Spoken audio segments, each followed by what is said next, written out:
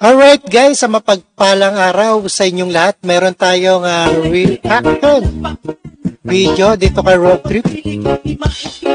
Time check, 6:52 p.m. Pinas time. Alright, Monday today at kamusta kayo lahat dyan? Alright. Nakahanda na ba kayo guys? Nakahanda na? Dahil nasa 300,000 undocumented Filipinos daw sa US na papauwiin na Trump. Sa admin na Trump, dapat pagandaan. Nako, naloko na. Ayan.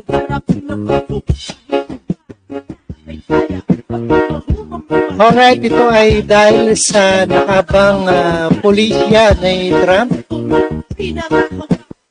Alright, nakaabang pulisya ni Trump gaya ng deportasyon ng immigrant. Alright, kabilang na rin ang mga Pilipinong pawang undocumented o illegal na nanatili sa Amerika na walang dokumento. Ayan, paano na yan? Alright, mega loud shoutout. Yan po ang ating reaction video ni Rob Trip. Alright, let's get it on. I think we, the Philippines, and like any other U.S. allies in the world, I think we should really prepare ourselves for this second Trump presidency. Kailangan paghandaan ang Ayan, kailangan paghandaan mga undocumented sa Estados Unidos. Ayan, nasa 300,000. pamumuno ni Donald Trump sa Estados Unidos. Ito ang binigyan diin ng ilang senador at eksperto sa gitna ng nakaambang mga pulisiya na inihayag ni Trump sa kanyang pangangampanya. Ayon kay Senate President Francis Jesus Cordero, sa kabila ng mga pagbati sa pagkapanalo ni Trump sa United States o US elections, dapat maghanay na rin ang posibleng tugon ng Pilipinas sa maaring mangyari sa ilalim ng Trump administration. Ayan, paghandaan nyo guys. Ayan, sino ba ang, lalo na sa Amerika, hindi pa undocumented ang mga papeles nyo dyan? Kung ipatutupad ni Trump ang sinabi nitong pinakamalaking deportasyon sa kasaysayan ng Estados Unidos, nangangamba ang Senate leader sa nasa 300,000 Pilipinong posibleng pauwiin sa bansa kaugnay nito. Nako, papawin. Walang nahanap buhay ang mga yan. Paano tayo ngayon? Kahit anya 1% lang ang isailalim sa deportasyon, 10 malalaking eroplano na ang kinakailangan ng Pilipinas para rito. Nagpaalala naman si Senador Amy Marcos na dapat ay magkaroon ng plano. Ayan, gawa ng paraan dahil delikado yan. Mga undocumented Para sa mga na Pilipino. mapipilitang pauwiin sa bansa. Dapat anyang magkaroon ng agarang preparasyon para mabigyan ng tulong ang mga posibleng deportees, kabilang na ang pangkabuhayan, skills training at iba pa mula sa mga kaukulang ahensya ng pamahalaan. Dagdag pa ng presidential sister, kailangan ding bigyang prioridad ng pamahalaan ng self-defense capability o kakayahan sa pagdepensa sa sarili.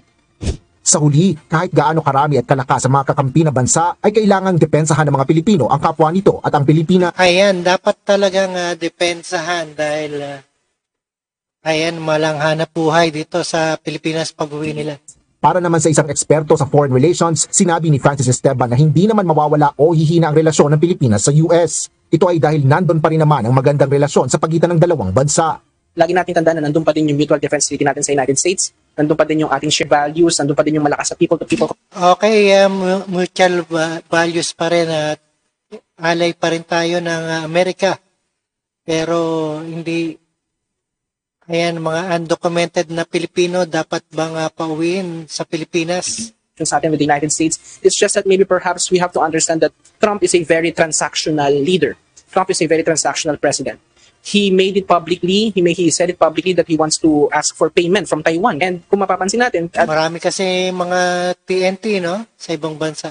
nagiging worried din yung mga aliado ng United States sa NATO, sa Europa, kasi dahil nung panahon ni Trump, nung unang sa kanya, sinasabi din niya na dapat daw mas magbayad pa ang mga European NATO allies ito sa United States from the US is giving. Suhestyon ng eksperto, dapat ay palawigin ng Pilipinas ang alyansa nito sa iba pang Ayan, dapat talaga palawigin para hindi tayo maging kawawa. nakakampi ng bansa upang mapalakas ang depensa at proteksyon lalo na sa West Philippine Sea. Asher Kadapan Jr., UNT. Alright guys, ayan, napakinggan at napanood po natin dito kay Trump sa kanyang ayan, ayan na balak ni Trump sa Pilipinos na hindi dokumento ang mga papeles. Alright, make no shout out. Don't forget to subscribe, Rob 3. And thank you so much to all of you. Alright, thank you guys.